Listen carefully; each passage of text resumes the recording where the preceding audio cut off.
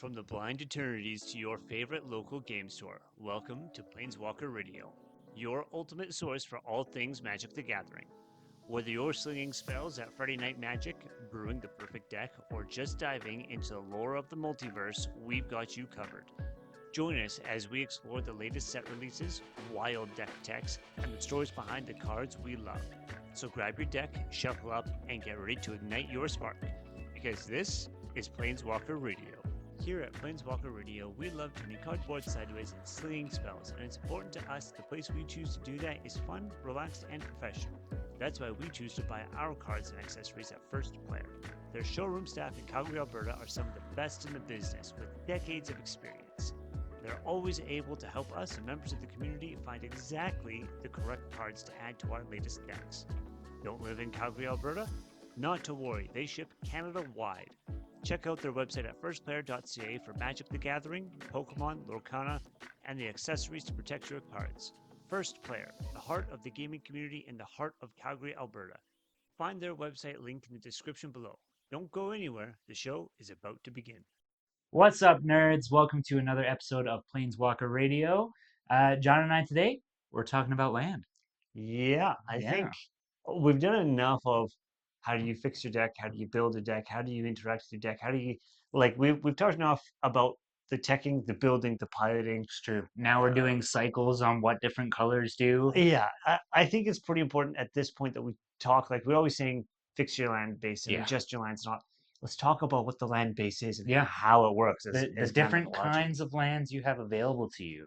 Yeah. I mean, there's a lot of different ones out there, but they all do the same thing at the end of the day. They give you mana. Yeah. But some of them are faster, some of them are slower, some of them are better mid game, some are better late game, some are better early game. So it really there's lots of variety, and you want to set your decks up to have a little bit of everything. The correct composition of lands is like the first thing that I do when I want to make a deck run smoothly. So I figure we kind of give the once over on what that composition maybe should look like and what kind of stuff is out there, so that you, the viewers, the nerds out there, can figure out what you want to run in your deck. Yeah, absolutely. And I mean, let's get started with the bread and butter of lands, if you will, basic lands. So I mean, these are your 5 colors.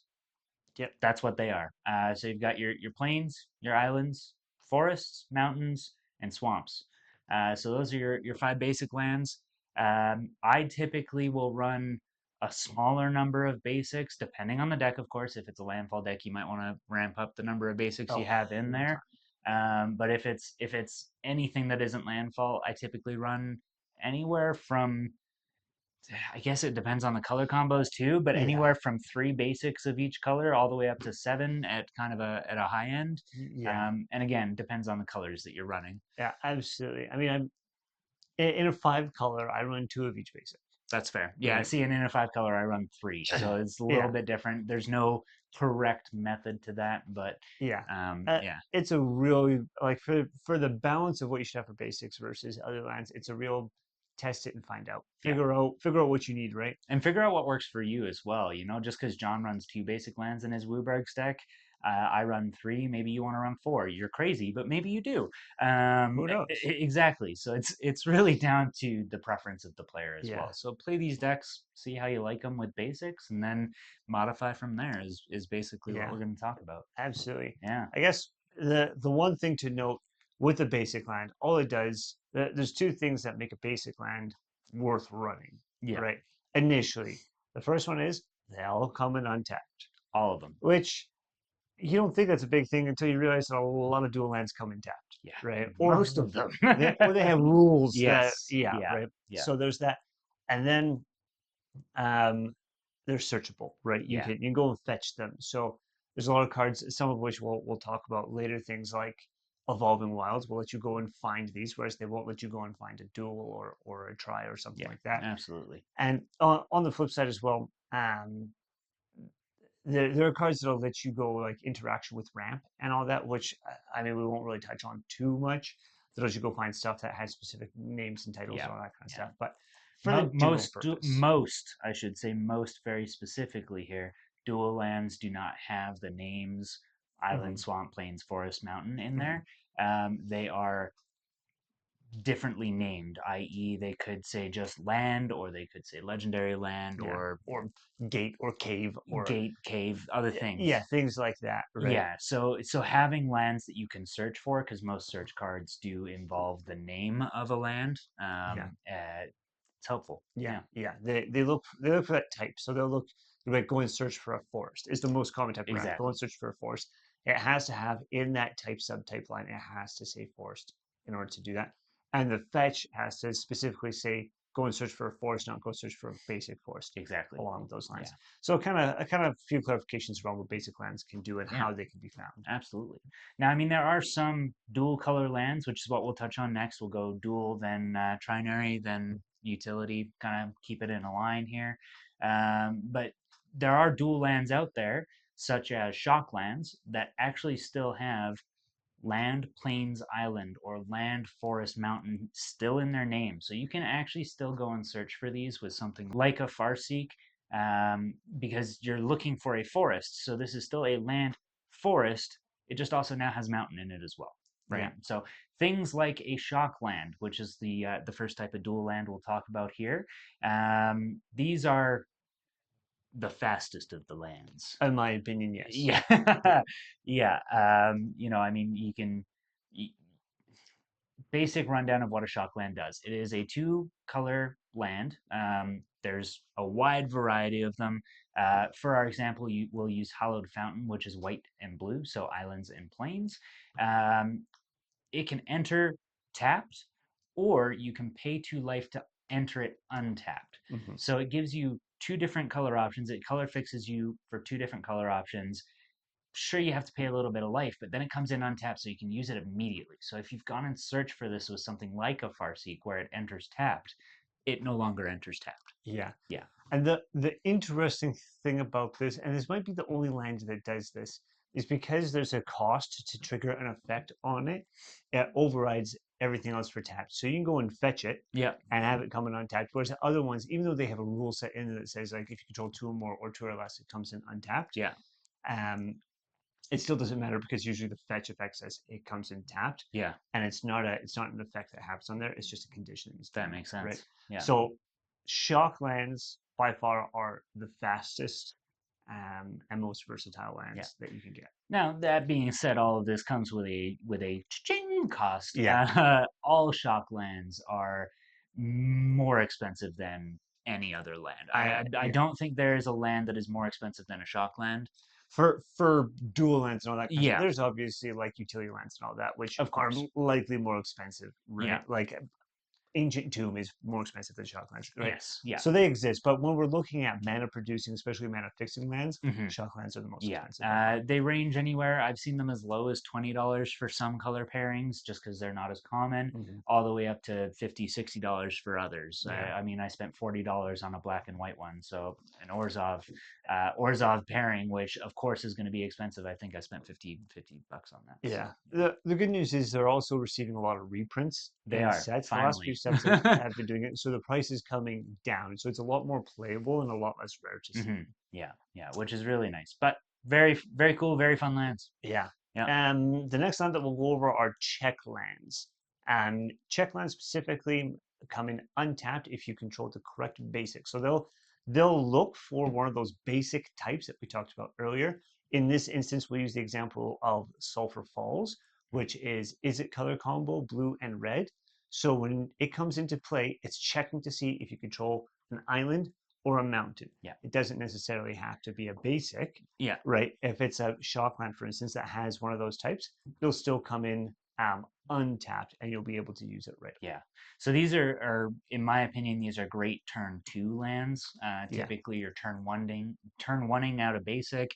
Turn 2, you put one of these out, and now you have all of your color. Well, if you're playing a 2-color deck, all of your colors available. Yeah. And in different combinations as well. So I find these to be really good turn 2 lands. They play well later in the game as well, but really good for turn 2. Yeah. I agree. I think these are actually just straight playable turn 2 and on. Yes. Right. Yeah, absolutely. Turn 2 is the faster you're going to get it out, and if you get it out, you're doing really good. Yes. Right. But Yeah. yeah, And I it's mean, there is, of course, the option to play it turn one. It's not like you can't play this land turn one. It's just going to come in tapped. And if you yeah, have a Soul Ring, too bad. yeah, yeah. Yeah. Uh, there's also the idea, and this goes behind a lot of them, of sometimes it's better to play a tap land right off the Hmm. bat because maybe you have a whole bunch of other lands and they're all kind of contingent on one another, and you have to start it off with a Yeah, tap exactly. Yeah. And I finally picked that up after playing a landfall deck for a little while. Took me longer than I'm going to admit to you guys on the camera here, but yeah, I figured that one out. Yeah, Next up, we got filter lands. These are also some of my favorite lands. I really enjoy these. I try and include them in every deck, yeah, in every color combination I can. yeah, So filter lands are great because they are a turn one mana. Now, so you play this turn one, you have access. It doesn't come in tapped. You have access to a mana. The issue is that is a colorless mana. So great for a Soul Ring, totally applicable for a Soul Ring, but for anything that you need for color, not ideal. The benefit though is you can pay one of your two colors. So in this case, we use Mystic Gate, which is white blue. You can pay either a white or a blue into this land to tap it for two of either white, blue, or white and blue. So yeah, you can tap it into your color combo basically. yeah, yeah, So these are really great for filtering through lands that you may or may not need. I.e., let's say you're playing a white blue deck, you have 3 blue mana down, but you have no white. You can tap a blue and give yourself 2 white yeah, if you have no white lands down on the table. So just really good for mana fixing yourself. yeah. Yeah, Yeah, I agree. I couldn't have said it better. Mana fixing is the name of the game with filter lands, and they're just hyper effective at yeah, yeah. They do an incredibly good job. it. Yeah, yeah. Yeah. The next one is Pain Lands. Now these ones I don't see them played very often, not because they're not good, just because people are afraid of the paying off it. So Pain Land, You'll it, see them played in black a lot. yeah, Black loves these, right? And also actually White loves them because Yes. Yeah. paying 1 life for a mana is inconsequential to White. Absolutely. Yeah. They'll heal it back faster than they'll lose Yeah. it. Again, the example that we'll use here is Battlefield Forge. So it's red and a white for this one, but it comes again in all sorts of color combinations. It's untapped when it enters. Yep. It can tap to generate a colorless, So just like our filters. just like the Yep. filters.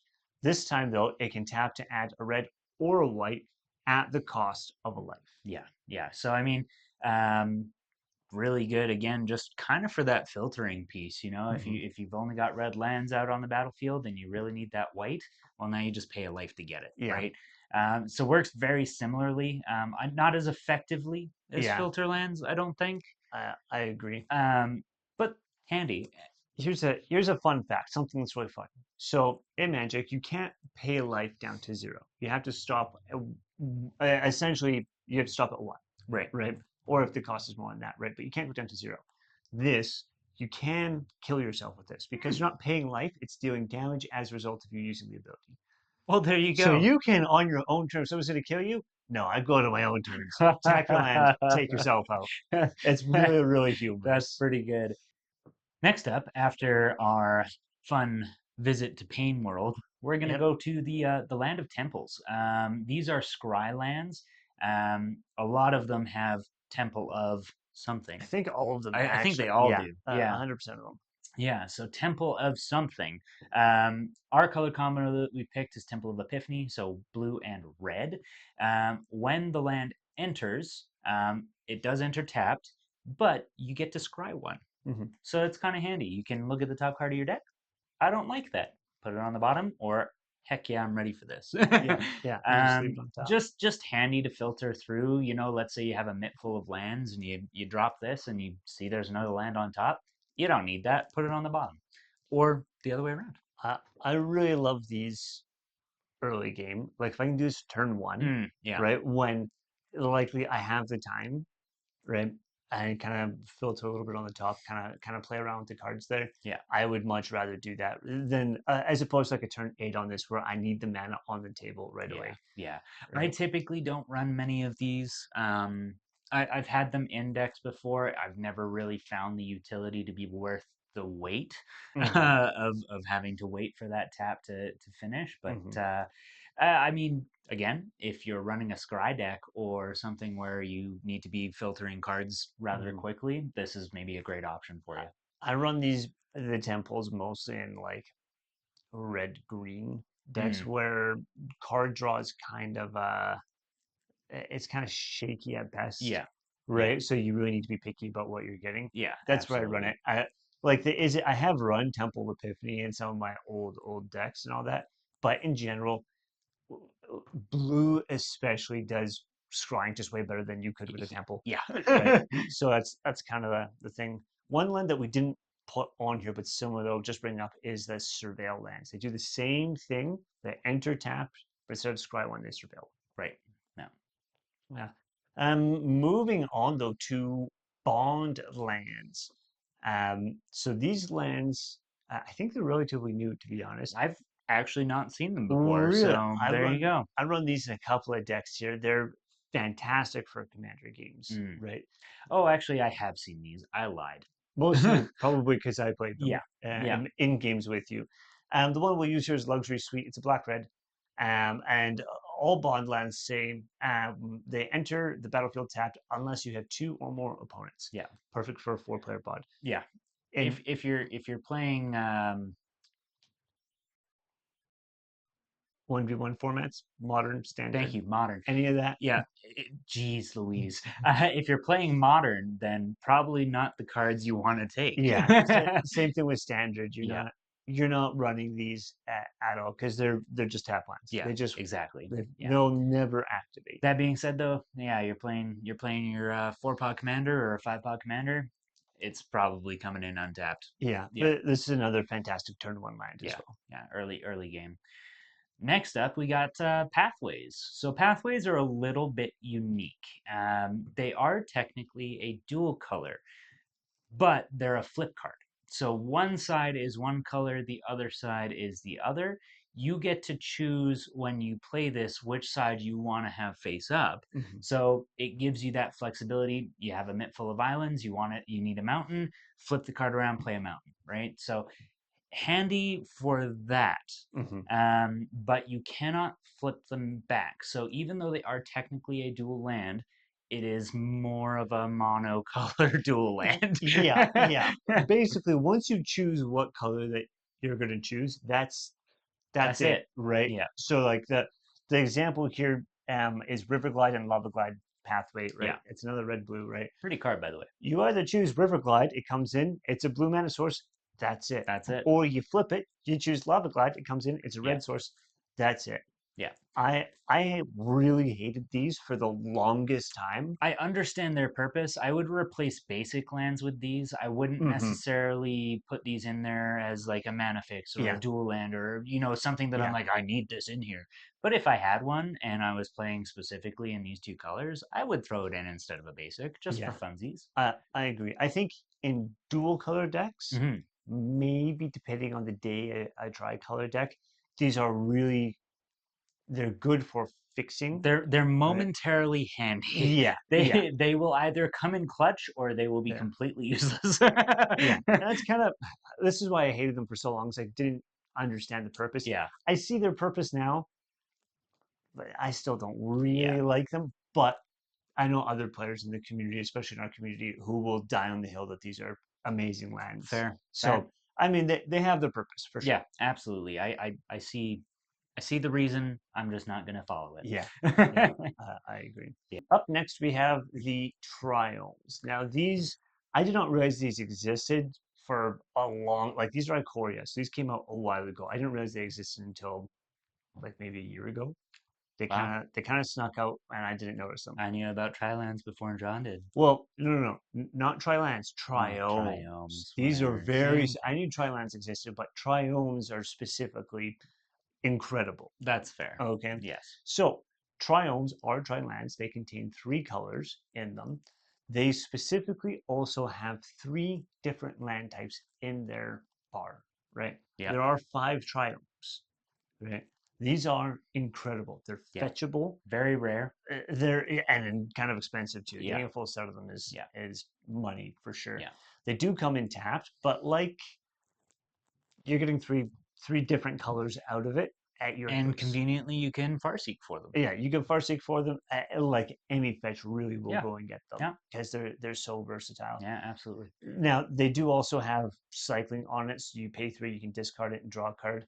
You will never, ever, ever, ever If I use that. see you cycle a Triome, I'm taking it from your deck and putting it into mine because you don't deserve it. Yeah, that's a real.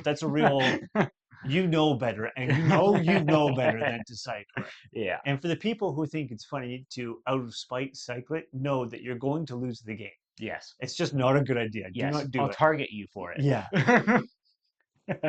Oh my Yeah. lord. Cool cards though. I mean, Their full art is gorgeous, by the way. I don't know if you've seen them. I but have not. I believe it though. they're Yeah. gorgeous. Yeah. I mean, you get 3 different ohms Yeah. into one card. You get try. Oh. You get try ohms. Yes. No, I can understand them being beautiful cards. Even Yeah. this one that you have here is Even the pretty. regulars. Yeah. Yeah. Absolutely. All right, let's talk about fast lands.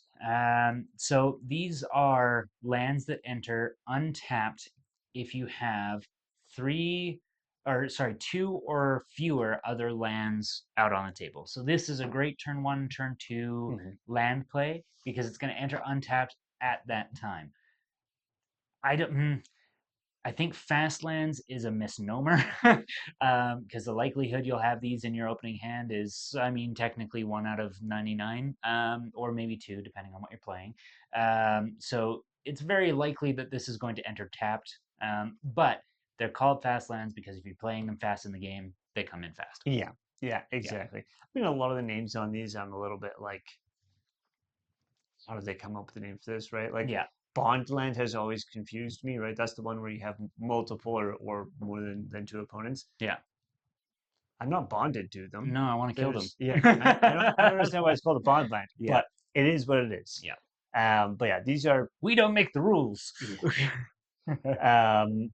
these are really great. Again, I run these as well in a lot of my decks because even if they come in late game and they're slow and all that, that's fine because the chance of having them early game and being able to have that extra one right off the bat is more valuable than I late get that. I don't run these myself. I find them very unreliable.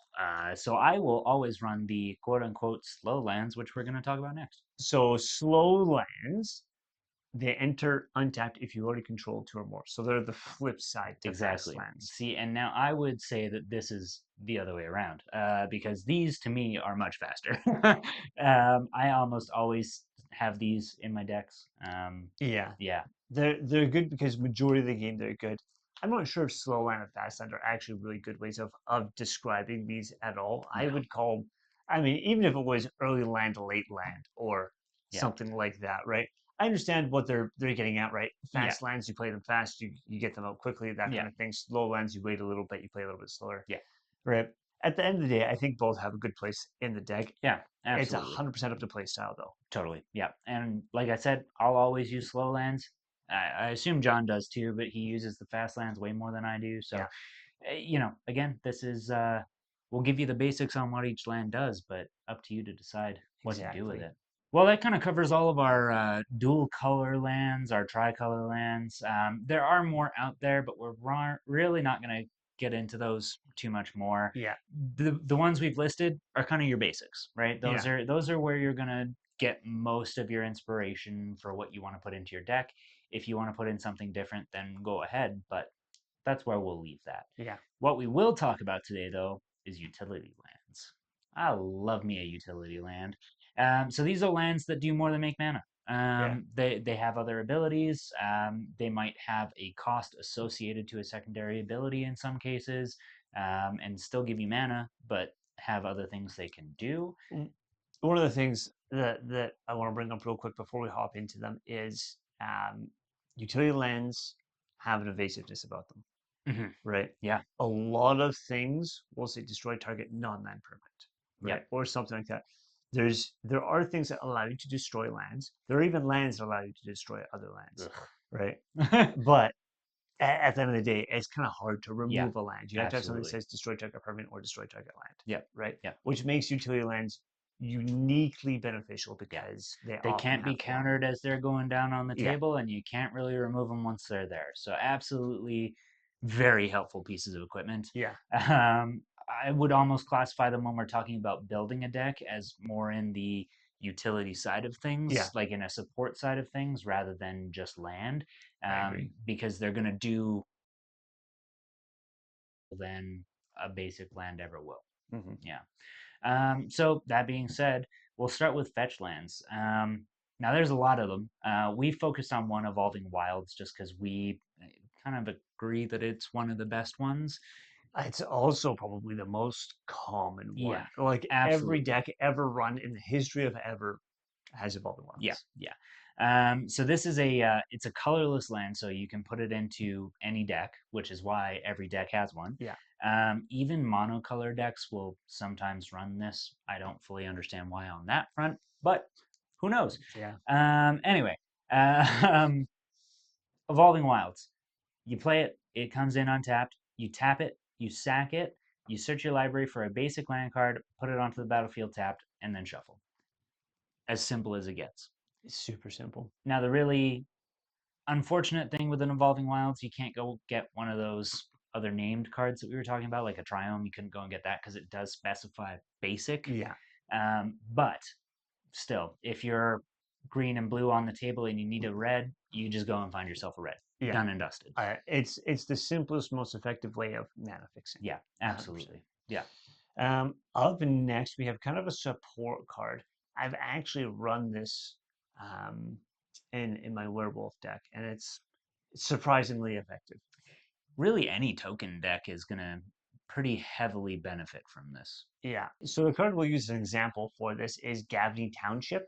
So again, comes in untapped, taps for a colorless if you want. Its ability though, you pay 4 into it, 2 colorless, a green and a white, and then tap it and put a +1/+1 counter on each creature you control. It's just good. It's just good. It's just good. Now it Yeah. is kind of color restricted, Yeah. right? Yeah. But You specifically need green and white to activate it. Now, yeah, that being said, you don't necessarily need to be running a green white deck to do this. If you have an Arcane Signet or an Exotic Orchard and someone else is playing green white at the table, different ways to do it. But I mean, at the end of the day, there's lots of cards that do this, right? In different colors. I was just checking to make sure that that is true. And there's cards like Keswick Wolf Run where it's a little bit different, but it does essentially the same thing where it yeah, gives you a little bit of support to the combat elements of yeah, your deck. absolutely. Great for token decks, like we said. Yeah, Yeah, yeah. Next up, we've got evasion tools. So there are utility lands that you can use to make your creatures harder to hit or unblockable. mhm, And that's what we're going to talk about here. So, Rogue's Passage, yet another common staple in most Magic decks, I would yeah, say. It makes one creature unblockable. That's as simple as it gets. So, it's a again colorless land. You can tap it for a colorless mana if you want, or you can pay 4 into it and tap it to make one creature unblockable. This is incredibly helpful in a Voltron deck situation where your commander needs to punch through, and this just makes it happen. Um, yeah, I mean it's great anytime you want to sneak a little bit of damage through. yeah. I've seen this win more games than I would care to admit. Yeah, Like absolutely. like you would think that 4 mana is like a steep price. I've seen it be the very last piece that something need to close the Yeah, game so many times yeah, that I just think it's an undeniable auto include now. yeah. And I mean even from a not game ending position, if you're playing a Blightsteel Colossus or anything with Annihilator or something where you need to get combat damage through to do the effect, there it is, right Yeah, there. And there's nothing anybody can do about it because once again, it's a land. yeah, absolutely. Yeah. Yeah. Our next piece is one of my least favorite cards in the entire game, and not because it's bad, but because it gets used on me so often. I just want to be left alone. No. um, and the card is Bajuka Bog, and it's Mm, Graveyard Hate, yeah. right? It's It's super If simple. John is but playing his Marin deck, he's getting Bojuka I'm- Bogged at least once in that game, maybe more. I have been hit. My total in a single game is 5 Bajuka Bogs because Woof. people were recurring their Bajuka Bogs. Sounds like something I would do. All, it's really terrible. All it does is when it enters the battlefield, target opponent exiles their graveyard. Yeah. Which, for a lot of decks, not a huge deal. Yeah. When you're playing on your graveyard, though, this is a massive, massive Yeah, problem. absolutely. And it is in the color black, Yep. right?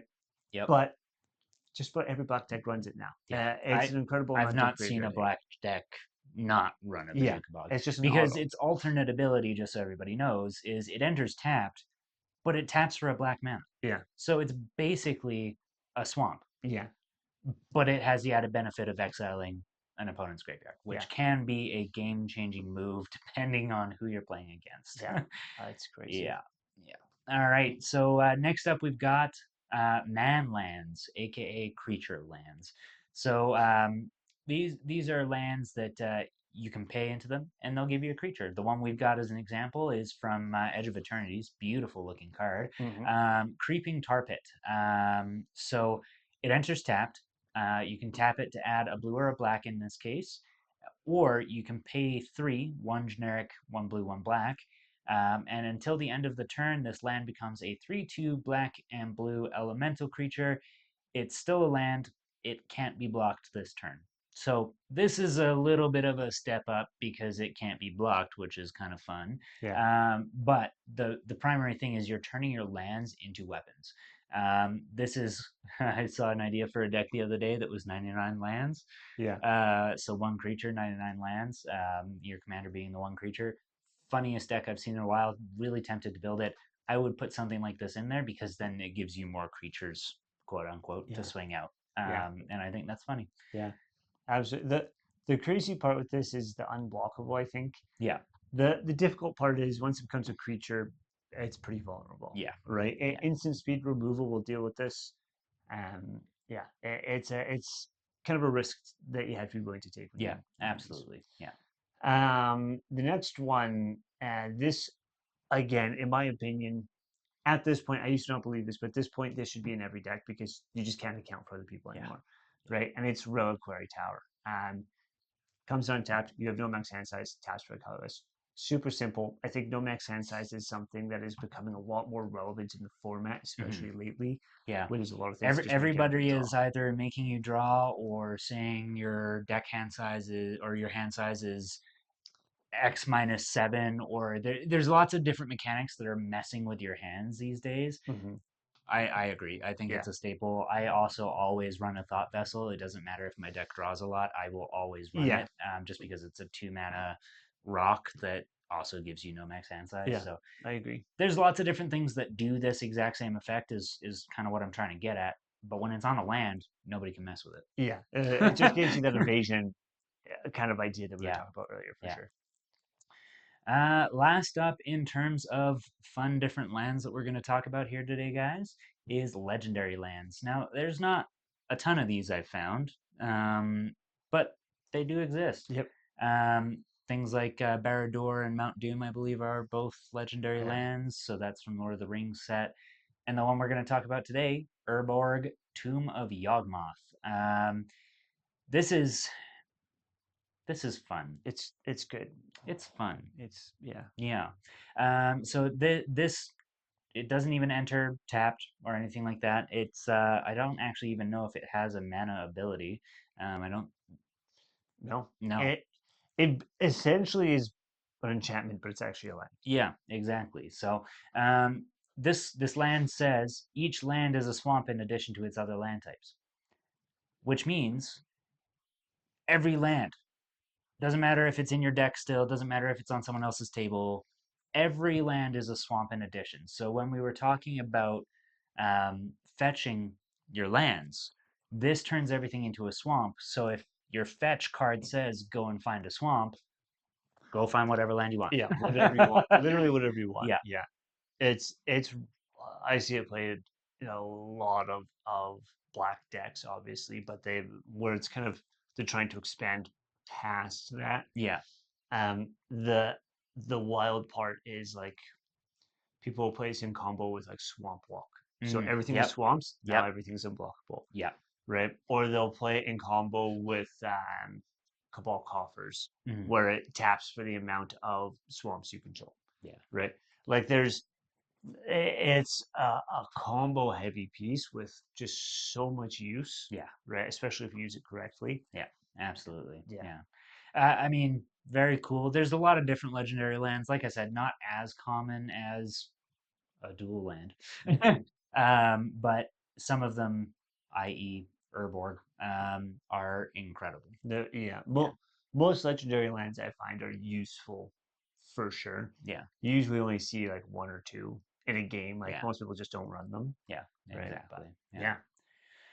Well, I mean that wraps up our list of lands here, guys. Yeah. Yeah. Final comments, John. I mean, I think like at the end of the day, this is all we bring this to the surface because it's important to understand what your deck does. Hmm. It's important then to take lands in that fit the theme of the deck, Absolutely. right? Yeah. Because the better the theme is, the better you have that land base going, the smoother the deck runs. The smoother the deck runs, the more chance you have of winning. Yeah, absolutely. Typical commander ratios for a deck. I mean, I run anywhere from 32 to Yeah. 40 lands, depending on, again, what I'm playing. I think I've pushed Yarok to 42 lands, maybe just because of landfall Yeah. triggers. But I mean, I always follow the third rule on that, right? yeah, A third of it should be lands and then adjust after that, right? yeah, So, yeah, you know, I think I usually start with 33 and then I'll adjust from there. I'll kind of go, up and down. yeah, Yeah. yeah, There are some exactly. staples that I always include as well. With the exception of maybe a monocolor deck, I will always include about 10 lands. They're just auto includes in every single Yeah. deck. So my land base always starts out with these 10 basic land or 10 land cards, and then it goes from there. Yeah. Most of those 10 are utility, be it, you know, a reliquary tower like we Yeah. talked about, or an evolving wilds, a rogue's passage, stuff like that. Yeah. Right? Yeah. I agree. Those are, and the more experience that you become when you're building decks, Hmm. the more you'll have that initial framework built, right? Because I know a lot of people have that skeleton structure that goes in, right? Yeah. They're playing certain colors, right? They have their basic land package that always it's the same land package for every single deck. Yeah. And then they have the adjusted part that comes in for land specifically, where it's color specific. Yeah. They'll layer that on top, and that's the beginning before they even start the regular deck. Yeah. And then usually, to be honest, after that, you know, in certain colors, like everybody always includes a piece within if it's in green, right? Yeah. So those kind of the staples that Path to are Exile needed. and Swords to Plowshares is always in Yeah, every single white every deck. single white Yeah. deck, right? Yeah. So it's kind of built on that structure, but that entire structure is built off of that initial framework that you Yeah. have for lands, right? And the more tuned you have it, both in your skill with piloting it, Mhm. right? Like I don't think necessarily there's a guaranteed winning package of lands for framework. I mean, right? ultimately speaking, at the end of the day, it's still just land. Yeah, You know, it's not going to be the thing that gets 21 points of commander damage across a board. It's not going to be your land that is throwing 500 scoot swarms, but your land gets you there. yeah. Yeah. The land is the backbone. Yeah. Absolutely. Absolutely. Realistically, the big thing we want you guys to take away from an episode like this is just making sure that you're mixing your sets. Yeah. Don't have all basic lands. Don't have all dual lands and tap lands. Have a nice mix. Yeah. Whatever your mix is that you're comfortable with. Like I said, I'll range anywhere from 3 to about seven of each basic, and you know, go from there. Right? Play for you. A good place to start with that is precons, right? Your precon, Absolutely. a lot of precons have a mediocre land package that they come with. Yeah, they're all terrible dual lands, Yeah. almost always. Yeah. You'll get a couple of the key pieces like a command tower or an exotic orchard, Yeah, but exactly. for the most part, the dual lands and the mana fixing, the land fixing that you're going to have in a precon is slow and Yeah. terrible and does not fit the theme of the deck. Yeah. So you can slowly upgrade that to figure out what you like. Yeah. And then use that as a base for when you're building your Yeah. own deck. Yeah. And I think, unless you have anything else. No, I don't think I have anything else. Yeah, perfect. So with that, guys, Just remember to keep the deck about you and the game all about the gathering. We'll see you next time. Have a good night.